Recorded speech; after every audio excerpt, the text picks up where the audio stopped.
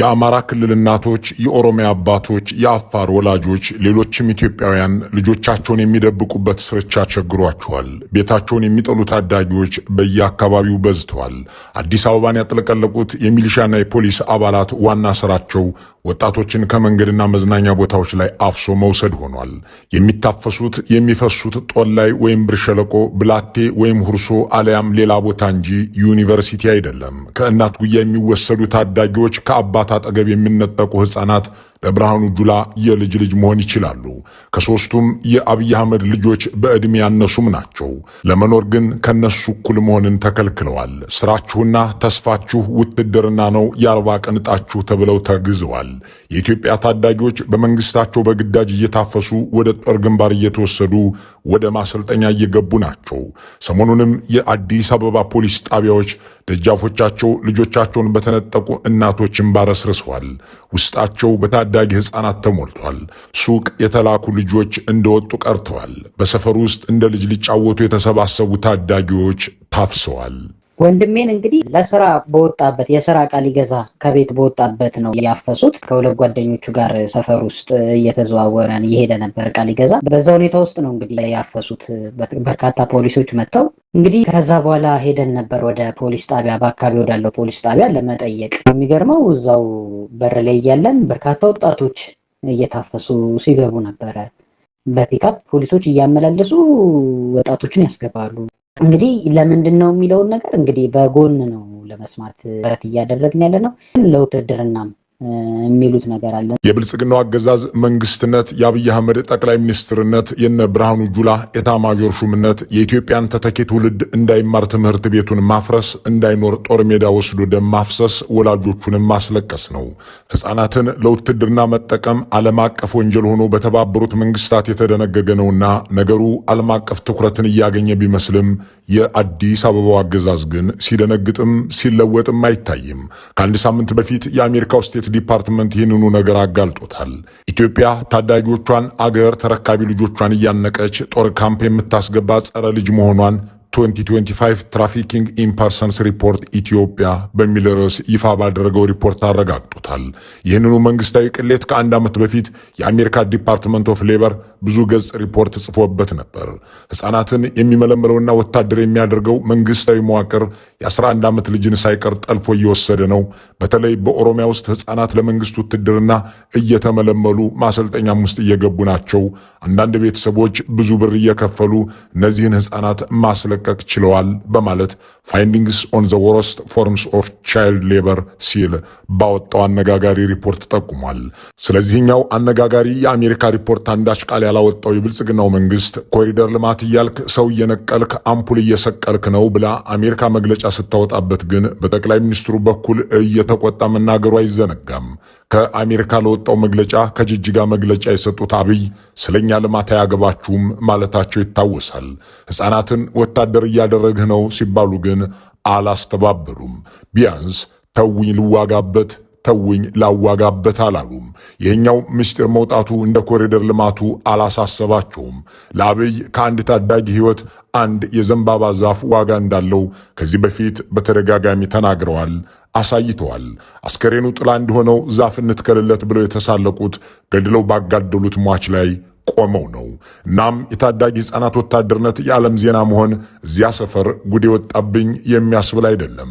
ጥቂት ምሳሌዎችን ፍለጋ ጥቂት ማሳያዎችን ለማግኘት የብልጽግናን ጦር ሜዳዎችን ቀኝ የደብተር ቦርሳ አንግተው ትምህርት ቤት ሲሄዱ ትምህርታቸው ላይ ለመጎበዝ ለጥናት ሰብሰብ ባሉበት ታፍሰው ከሚወሰዱ ታዳጊዎች መካከል የ15 ዓመቱ አበባው አንዱ ምስክር ነው። ቀለም ፍለጋ ወደ ትምህርት ቤት ሲሄድ የሰፈር ሚሊሻ ያዘው። በለብ ስልጠና ከካምፕ ወጥቶ ባልጠና ትከሻው ጠመንጃ ተጫነበት። ይህንኑ ይዞ ራሱን ጦር ሜዳ አገኘው። አበባው በላይ ወንድም ነው ይባላል። የመጣሁት ከወለጋ 15 ዓመቴ አምስተኛ ክፍል ነበር የምባለው። ወደ ትምህርት ቤት ስንሄድ ነው ትምህርት ቤት ስንሄድ በዛ ዙረው ትሄዳለህ ምናምን ብሎ ብዙ ሰው ነው ያመጡት ራስ ከዛ የትምህርት ቤት ዩኒፎርሙን አስወልቀው የወታደር ሬንጀር ያለበሱት ገዢዎች ላጲስና እርሳስ በያዘባቸው ጣቶቹ የጥይት እርሳስ እንዲተኩስ ላኩት። የደብተር ቦርሳ ባነገተበት ትከሻው ሰው ገዳይ ክላሽ አሸከሙት። የሕፃን አበባው አባት እንደ ጄኔራል ሹማ ልጁን አስተምሮ ማስመረቅ አሸኙትም ወይ ብሎ መዳርን አልታደለም። እዚህ ጋር ያንን ዝነኛውን የነ ሹማ አብደታንና የነ ተስፋ አያሌውን ልጆች ሰርግ በድጋሚ እናስታውሳችሁ። ባሳለፍነው ዓመት ሚያዝያ የኮማንዶና አየር ወለድ እዝ አዛዡ ሌተናንት ጄኔራል ሹማ አብደታና በቅርቡ ሰሜን ምስራቅ ኢትዮጵያን እንዲያተረማምሱ የተሾሙት ጄኔራል ተስፋ አያሌው ልጅህን ለልጅ የተባባሉ። ሹማ ሐዊ የተባለችው ልጃቸውን ለተስፋ አያሌው ልጅ ለናኦል ዳሩ። ድል ያለ የሚለው ቃል ብቻውን ሊገልጸው ጉልበት ያጠረው ሰርግ ሚያዝያ 25 2017 ዓ.ም በሚሊኒየም አዳራሽ ሆነ። ከመከላከያ፣ ከባለ ሀብቶች፣ ከባንኮች፣ ከልማት ማህበራትና ከመሰል አካላት ለሁለቱ መኮንኖች ልጆች ሰርግ መደገሻ ተብሎ የተዋጣው ገንዘብ ሩብ ቢሊዮንን አልፎ 300 ሚሊዮን ሆነ። የኢትዮጵያ ታዳጊዎች ያለ ቀባሪ ለአሞራ፣ የኢትዮጵያን እናቶች ያለ ጧሪ ለቁዘማ የዳረጉት ጄኔራሎች እነሱ አሸኙትም ወይ እያሉ ልጆቻቸውን ወደ ትዳር ሸኙ። አትሸኙትም ወይ ሄዳ አይደለም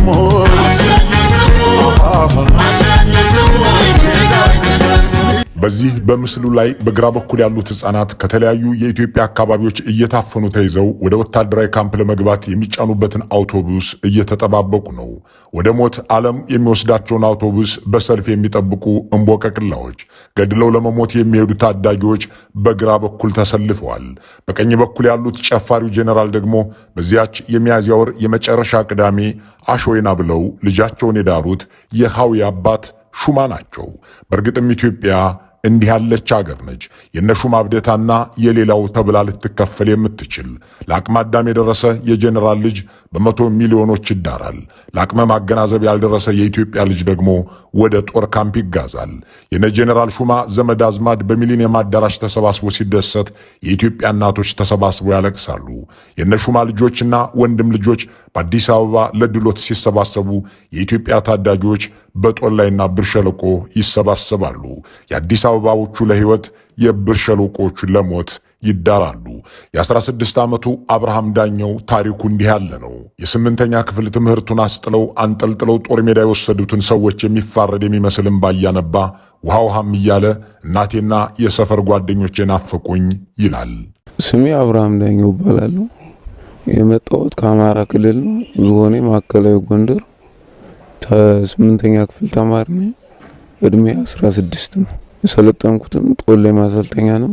3 ወር ሙሉ ነው የሰለጠንኩት። ብዙ ሰው ተሰውቷል። ቆስሎም ያልወጣለ፣ ሙቶ ተቀበራለ። እኔ እጅ ሰጠው አልገደሉኝም። ደደቢት ወራነ ተያዝኩ። በጣም አስከፊ ነው የውትድርና ኑሮ። ሌላ ሰው እንዳይገባ አይዞህ ውሃ ጠማ።